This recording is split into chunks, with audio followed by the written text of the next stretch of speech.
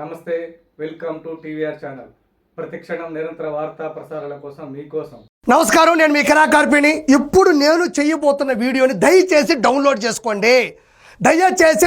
చేసుకోండి. ఎందుకంటే రానున్న 4 సంవత్సరాలు కూడా నేను చేస్తున్న ఈ వీడియో మీకు పదే పదే గుర్తుకొస్తుంది.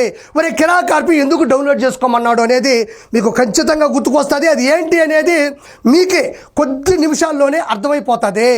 రీసెంట్గా జగన్మోహన్ రెడ్డి ఒక అత్యవసర సమావేశం పెట్టాడు.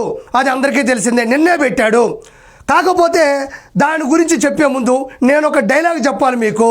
అత్తారింటికి దారేది సినిమాలో క్లైమాక్స్లో ఒక కీలక సన్నివేశం ఉంటుంది ఎంఎస్ రాణా గారితో రైల్వే స్టేషన్ ప్లాట్ఫామ్ మీద. ఆ సినిమాలో ఉండేటువంటి క్లైమాక్స్ సీన్ ఒకటి చెప్తాను వినండి. బాలు గారు, నాకు ఈ స్టేషన్ ఒక 15 నిమిషాలు కావాలి, ఇమ్మీడియట్లీ కాలేజ్ చేయించండి అనగానే బాలు గారు అంటారు, సార్ ఎప్పటికెప్పుడే జనాలందరినీ బయటికి పోవచ్చాలంటే ఎలా అంటాడు. స్పెషల్ ఫ్లైట్లో పంపించండి, కుదరకపోతే ఎయిర్పోర్ట్లో పోతే కార్లు పంపించండి, లేకపోతే మినిస్టర్కి మెసేజ్ పెట్టండి, లేకపోతే స్టేషన్ మాస్టర్ని బతువులు ఆడండి, లేకపోతే చంపేయండి, నాకు ఈ మీటింగ్ చాలా అవసరం అంటాడు. ఎందుకు ఈ డైలాగ్ చెప్పాను అంటే, జగన్మోహన్ రెడ్డి కూడా యలహంక ప్యాలెస్లో ఉంటాడు. సగం రాత్రిలో లేస్తాడు, అత్యవసర మీటింగ్ పెట్టాలి లేకపోతే నేను ఓడిపోతాను అనుకొని అత్యుత్సాహంగా యలహంక ప్యాలెస్ వచ్చేసి సమయం సందర్భం ఏ టైం కూడా చూసుకోకుండా అందరికీ ఫోన్ చేసిన వర్గానికి, మాజీ నాయకులకి, కార్యకర్తలకి, ప్రతినిధులకు ఫోన్ చేసి ఇమీడియట్లీ రమ్మంటారు. వాళ్ళేమో సార్ జగన్మోహన్ రెడ్డి సార్ గారు, సార్ మేము ఎట్లా వాళ్ళు సార్ ఈ టైంలో పిల్ల చల్లా ఉన్నారు, నిద్రపోతా ఉన్నామంటే ఇప్పుడు అత్తారింటికి దారేది డైలాగ్ చెప్పాను చూసారా. ఏది వీలైతే స్పెషల్ ఫ్లైట్లో రండి, లేకపోతే కారులో రండి, లేకపోతే చేతులతో దోక్కుంటూ రండి, లేదంటే చచ్చిపోయి ఆత్మలుగా అయినా రండి, నాకు ఈ మీటింగ్ చాలా అవసరం అంటాడు. ఇంకా వాళ్ళు ఒరే నాయనా సార్ ఈ టైంలో ఫోన్ చేసినాడంటే అది చిన్న చితక సమావేశం కాదు, మనం బాగపోతే మిస్ అయిపోతాం, ఒకవేళ పోకపోతే మనం డిలీట్ చేసేస్తాడు, ఎలిమినేషన్ చేసేస్తాడు అన్న ఏదో అద్భుతమైనటువంటి మాట మాట్లాడబోతున్నాడు పార్టీ ఎదగడం కోసమని పొలోమని పరిగెత్తుకుంటూ వచ్చేస్తారు. ఐరన్ ఉన్నా లేకపోయినా, తిన్నా తినకపోయినా, కారున్నా లేకపోయినా, ఖర్చులుకున్నా లేకపోయినా పొలోమని కూర్చునేస్తారు. అందరూ కూర్చొని బ్రహ్మాండంగా ఇదిగో ఇలా అందరూ కూర్చుంటారు. వచ్చి టోటల్ అందరూ కూడా ఇలా వచ్చి కూర్చునేస్తారు. అత్యుత్సాహంతో ఆసక్తిగా మెల్ల ఒక ట్యాగ్ వేసుకొని పెన్ను పేపరు, ప్రపంచంలో ఏ ప్రెస్లో కూడా అంత మేధస్సుతో కూడా కూర్చున్నంత విధంగా కూర్చొని అన్న ఏం చెప్తాడో అని చూస్తూ ఉంటారు. అన్న దాని ముందు ఏం చేస్తారంటే చూడండి, ఈ పక్క ఈవిడుందా, ఈ పక్క ఆయన ఉన్నాడు, ఇద్దరిని పెట్టుకుంటాడు. అంటే తప్పుగా క్షమించండి, ఇద్దరు నిలబడతారు అక్కడ. దాని తర్వాత అదేవిధంగా చూడండి ఇలా సేమ్ బుడుగు మైకు, ఇదిగో ఇదే పెన్ను, ఇదే మొహము, ఇదే పెట్టి పక్కన ఒక ఇద్దరు నిలబడతారు. సరే అన్న ఏం మాట్లాడబోతాడని చెప్పేసి వాళ్ళు చాలా విచిత్రంగా ఇంకా ఒక్కటి మిస్ అయినా కూడా అసలు మనం వైఎస్ఆర్సీపీలో ఉండడమే వేస్ట్ అన్నట్టు చాలా అసలు అతిపెద్ద ప్రెస్ మీట్లో ఫీల్ అవుతూ ఉంటారు.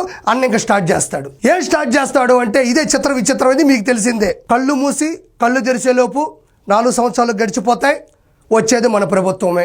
ఇప్పటికిప్పుడు ఎలక్షన్స్ పెట్టినా కూడా మనమే గెలుస్తాం. జగన్ 2.0 చూస్తారు, వడ్డీతో సహా తిరిగి ఇచ్చేస్తా, సినిమా చూపిస్తా, ఏ పేరైనా ఎన్ని పేర్లైనా ఏ బుక్కులైనా రాసుకోండి, 7 సముద్రాలు దాటి రిటైర్మెంట్ అయినా కూడా అందరిని ఈడ్చుకొని వస్తా, పోలీసుల వాళ్ళ బట్టలు ఓడదీసి నిల్చోబెడతా, 99% హామీలు నెరవేర్చా. నాని అన్న అంటూ ఉంటాడు ఏమనంటే, అబద్ధాలు ఆడడం చేత కాదు, నీ అతి మంచితనం, నీ అతి నిజాయితీ, నీ అతి మంచి లక్షణాలే నిన్ను కొంప ముంచాయన్నా అని అన్నాడని ఈ పాయింట్లు పూర్తిగా చెప్తాడు. గడిచిన 10 సమావేశాల్లో కూడా వీళ్ళు అత్యుత్సాహంతో పరిగెడుతూ వచ్చి అక్కడ కూర్చొని పెన్ను పేపరు పెట్టుకొని మెల్లో ట్యాగ్ వేసుకొని కూర్చుంటే ఆయన వెనక సేమ్ ఒక ఇద్దరిని పెట్టుకొని మెంబర్స్ మారుతూ ఉంటారు. సేమ్ బులుగు మైకు, సేమ్ ముఖము, సేమ్ ఏళ్ళు, సేమ్ పెన్ను పట్టుకొని సేమ్ మ్యాటరే మాట్లాడుతూ ఉంటాడు.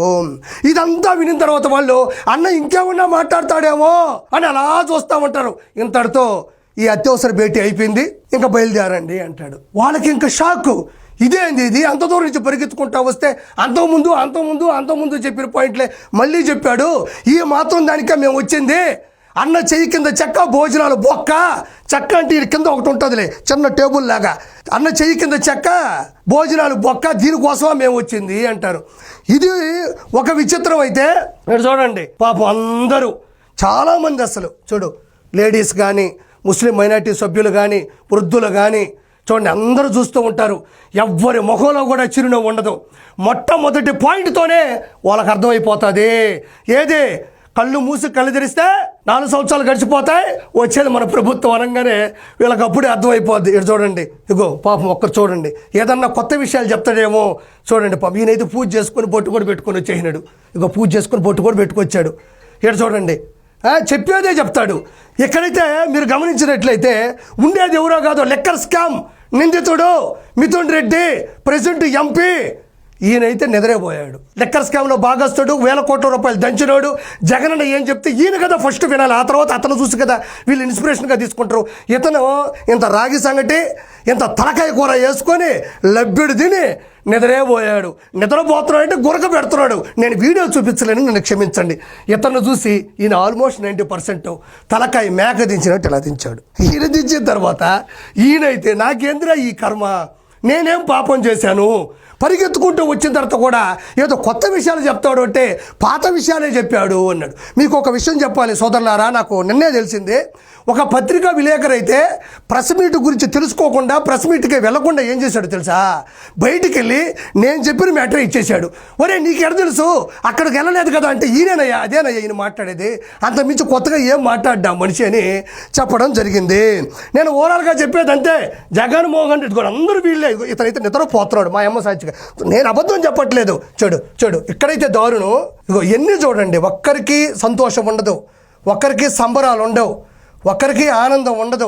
ఇదే అన్నమాట. 4 సంవత్సరాల పాటు నా వీడియోని డౌన్లోడ్ ఎందుకు చేసుకోమన్నానంటే, నేను ఏది చెప్పానో అదే ఆయన చెప్తాడు. వాళ్ళు పరిగెత్తుకుంటూ వస్తారు, మళ్ళీ పోకపోతే సీట్లు పోతాయేమో, పోకపోతే సభ్యత్వం పోతాయో, ఏదో వాళ్ళ కర్మ వాళ్ళది. మొత్తానికి సేమ్ అదే చెక్క పెట్టుకుంటాడు, అదే బులుగు మైకు, అదే మాట్లాడతాడు, అదే వాళ్ళు వింటారు. ఓ ఏంద్రానైనా మనకి కర్మ అని చెప్పి అక్కడి నుంచి వెళ్ళిపోతారు. ఒకటే డేటు మారుతుంది కానీ డేటా మాత్రం మారదు. ఏ పాయింట్లు మాట్లాడతాడు తప్ప గొప్ప పాయింట్ కానీ కొత్త పాయింట్ కానీ అతను నోటి గుండా వినపడదు. స్క్రిప్ట్ రాయించే వాళ్ళు కూడా, స్క్రిప్ట్ రైటర్లు ఉంటారు కదా, వాళ్ళు కూడా ఆ పాత పేపర్నే కొత్త పేపర్లో కన్వర్ట్ చేసి ఆ రోజు డేట్ ఇస్తారు తప్ప అతని దగ్గర కొత్త పాయింట్లు లేవు. జగన్మోహన్ రెడ్డికి నేను ఒకటే చెప్తున్నా, 2029 అయినా, 2034 అయినా, 2039 అయినా, 2044 అయినా, 2049 అయినా, ఆ రోజు కూడా ప్రెస్ మీట్ పెట్టి నువ్వేమంటావంటే అవ్వాతాతల ఓట్లు ఏమైపోయినాయో, అక్కా చెల్లెల ఓట్లు ఏమైపోయినాయో, అన్నదమ్ముల ఓట్లు ఏమైపోయినాయో అని చెప్పడం తప్ప ఇంకొక గత్యంతరం లేదు. Thank you.